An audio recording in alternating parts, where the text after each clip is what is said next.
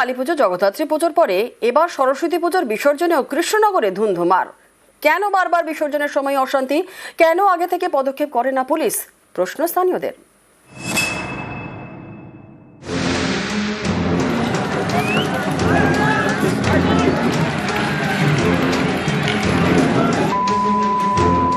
গভীর রাত, রাস্তায় সরস্বতীর মূর্তি।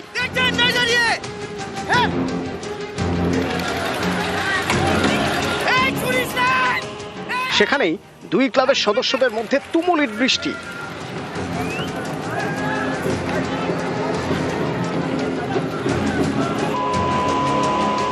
সরস্বতী পুজোর বিসর্জনে এভাবেই নদিয়ার কৃষ্ণনগরে তুল কালাম।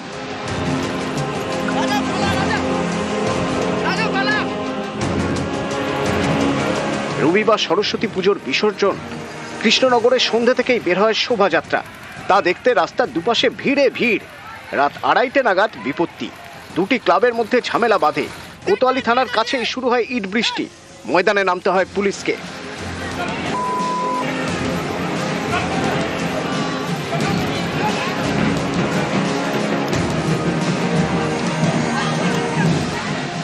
যেটা হয়েছে এবং সেটার জন্য আমরা প্রম্পট অ্যাকশন নিয়েছি। আমরা খুব কম সময়ের মধ্যে সেখানে পৌঁছেছি এবং আমরা 4 জনকে ডিটেন করেছি এবং তার জন্য যা যথাযথ আইনি ব্যবস্থা নেওয়া সেটা আমরা অবশ্যই নেব। প্রিভিয়াস রাইভেলরি বা পার্সোনাল গ্রাজ থেকে এটা হয়নি, এটা আকস্মিক একটি ঘটনা।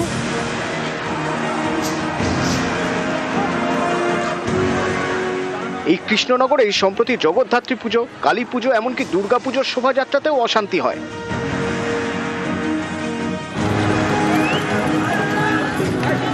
কিন্তু কেন বারবার বিসর্জনে অশান্তি? অনেকের মতে এটা স্থানীয় স্তরে বিবাদের রেশ।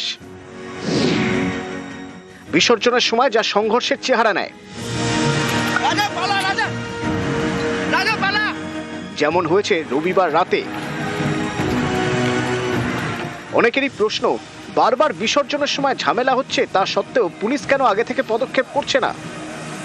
এমন একটা পুজো যায়নি যেখানে গন্ডগোল এবছর হয়নি। আমি কৃষ্ণনগরবাসী হিসেবে নিশ্চয়ই চাইবো না যে এই ধরনের গন্ডগোল, মারামারি বা হিংসাত্মক ঘটনা হোক। পুলিশের আরও সদর্থক ভূমিকা নেওয়া উচিত। পুলিশের তো আইবি রিপোর্ট থাকে কোন কোন ক্লাবে রেষারেষি হতে পারে। প্রশাসন একটু বেশি ভালো করে দেখুক। এটার প্রতি বছরেই এই মারামারিটা হচ্ছে।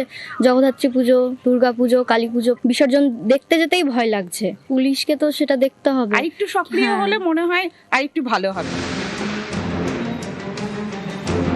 কৃষ্ণনগর থেকে সমীর রুদ্র, নিউজ 18 বাংলা।